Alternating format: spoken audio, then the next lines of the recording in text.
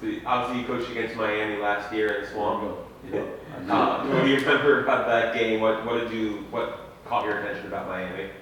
I could see they were, playing with attention to details. I think they played with a great tenacity. And I've always thought that about Mario Cristobal and his team that he's had, obviously, his coaching. But I coached against him when I was at Washington. He was at Oregon, so I've always kind of looked at him from afar and, thought he did a great job. Well, your coaching career is obviously on the ascent. I mean, you weren't here for 2 seconds before people started saying you might go to the NFL and things like that. Yeah, that was coming. Yeah, why Miami and what made you want to be here? Same, just piggyback on that same last one. Cristobal, just going against him, we had some battles up there with Washington and Oregon. Just watching him from afar and just kind of, why not go learn off one of the best in the country and be a sponge? I think that was one of the biggest things for me, just having that conversation with him. Yeah, NFL things came about, but at the end of the day, I had to do what's best for my family. What can you say about the talent and the safety and just the defensive back room overall, and how does it compare to previous rooms that you've coached? Yeah, I've been here about a week. I would say that. We got some talent in this room. I couldn't necessarily compare them just yet. We got our practice Monday. I will say that I'm excited about it. I think we got some young talent in that room. I'm talking about corner stars and safety. So I think it's going to be a good little spring ball that we got coming up. For you, just how do you approach that? Again, you got here about a week ago, that time between getting here and before spring ball, just trying to get to know the guys before they get on the field, trying to build that base of knowing who you have. Yeah, I think, being a year in Florida, understanding some of the guys that's already been in the room, some of the guys I probably already recruited, getting to know them a little bit better, obviously being here now, but it's been really good. Obviously, I think the biggest thing for us right now is learning the defense and making sure we're ironing out all the details of everything and everybody being on the same page. I've said this before, I truly believe this communication breeds understanding. I got asked a question earlier, it was what are some of the biggest things that I felt like that we got to come in and correct right away? I would say it's the explosive plays, the tackling in the back end, which I'm huge on. So I think that's some of the things that we've been talking about ironing out right now as a staff. We talked to Zach a little bit about this as well, but communication was a big thing here last year in the secondary. And how do you cultivate that with players and improve that area of the game so that when they get to game day, it's a little bit... No, I agree with that. Like I was talking about, communication breeds understanding. First and foremost, it's us being on the same page with Coach Etherman, and then Coach Etheridge and I being on the same page of us, the whole back end. I just think, as far as anything goes, it's always going to come back and end with us. You know what I'm saying? So I think right now that's the biggest thing we're working on is making sure that we're ironing out all the details and communication breeds understanding. So that's the biggest thing for us right now is being all on the same page. College football has changed a lot. You're a new coach, you walk into a new team, and there's guys from the transfer portal, their first time here, and there's guys that already been here. What's your process into coming up with getting the best 2 or 3 guys on the field? What is your process? Finding out what they can do. Finding out their strengths and weaknesses. I think that's the biggest thing for us right now as well is kind of seeing Zachariah Poyser, what can he play the free, can he play the strong, can he play the star? Just putting guys in positions and seeing what they can do and learn. I think that's the biggest part of it right now is where do we put these pieces? I asked Coach Etheridge about this a minute ago, but just, how have you built that, the rapport with him over the last couple, week or two since you've been here? Yeah, I've known about Coach Etheridge. We obviously kept in touch. It's a small fraternity as far as, football goes. But as soon as I got here, it was kind of we just hit it running. We speak some of the same language coming from some of the same trees. So it's really just us being on the same page for the guys in the room. I think it's going to work out well. And just your thoughts on Corey Everman, the style of the scheme you want to do, and just how you feel like the way that you coach and whatnot fits into what you want to do. Yeah, going through the interviewing process, I think that's where we hit it on the head, is speaking the same language. It's about stopping the run first and foremost, as we all know, and then eliminating explosives, and then takeaways. He's really huge on takeaways. I love what he says all the time, is being obsessed with the football. It doesn't matter at all times, we're being obsessed with the football. So I'm excited about the situation that we're in right now.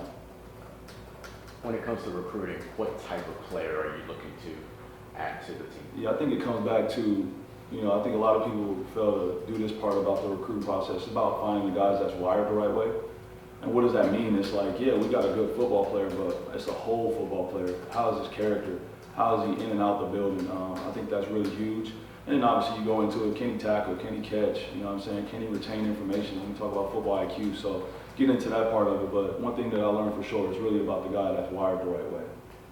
You tweet about chess a lot. One, it's are coming. you a fan of the chess game? Yeah, it's life. There Yeah. was a story that came out about you leaving a chess piece on Billy Napier's I desk. knew that was Is coming there too. truth No, I ain't no I respect Billy Napier a lot, man. Obviously, you know, him bringing me up there, learned a lot off of him this past year. But once again, I had to do what's best for my family. But yeah, I'm really big into chess. It's about life, man. It's about moves, making the correct moves. Even the chess pieces we just said, finding the right guys or where they fit to play the game the right way. So what was the chess piece that you left on his desk? None at all, baby. None at all. Having spent time in the NFL and in the college games, what do you find is similar about coaching the NFL and college, and what's the biggest difference? Fundamentals and technique. You know, I think the league is, I get it, our game is kind of going towards that with the NIL piece and all that type of stuff, but I wouldn't say there's much difference in the aspect of technique and fundamentals. It's just those guys are grown men out there. So, you know, it's these guys, man, starting to understand what programs they're coming from, what they do know and what they don't know. So I think it's always coming back to the basics of it all. I always talk about the technique and fundamentals. I don't care if that's Pop Warner all the way to the NFL. So that's what I believe in. Do you think coming from the NFL that will change your approach to coaching to help develop these young men if they want to go to that level? It did. It helped me learn a lot, just kind of how those guys go about their everyday life and how they take care of their bodies. So that's kind of how I treat these guys. I tell them all the time, I'm treating you like our pro athletes. Yeah, we're college students and all that, but understand this, I'm gonna treat you like a pro athlete, meaning you gotta handle your business and all the responsibility with all of it. Anything else, Coach Harris?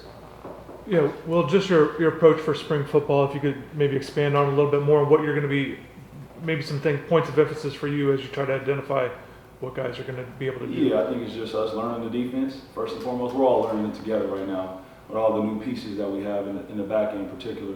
I would say the biggest thing for me, and I've said this everywhere I've been, we have to eliminate the explosive plays. Whether that's them, throwing into the flat, what is our angles? How are we taking that approach on the tackle? I think the next biggest thing is we're overemphasizing the communication part of it. I truly believe in that piece because when we're all on the same page, no matter if we're all wrong, we're all right. And that's kind of how I explain to the guys. But I think that's some of the emphasis that I'm talking about going into with the spring. And then just finding out our guys, kind of like he was asking earlier, just like what pieces do we have that can play in certain positions. How do you balance the safety position of being aggressive but also staying back? What's your kind of coaching philosophy to eliminate the explosive plays as you mentioned? Yeah, so Coach Gators and I are doing the whole thing together, right? Whereas one, I think it's just us, finding ways of, hey, I might have this side and he might have that side. But we see it from the back end. Obviously, it's talking about stopping the run, but it's just us making sure communication is all on point. Does it help to have two guys working with the secondary?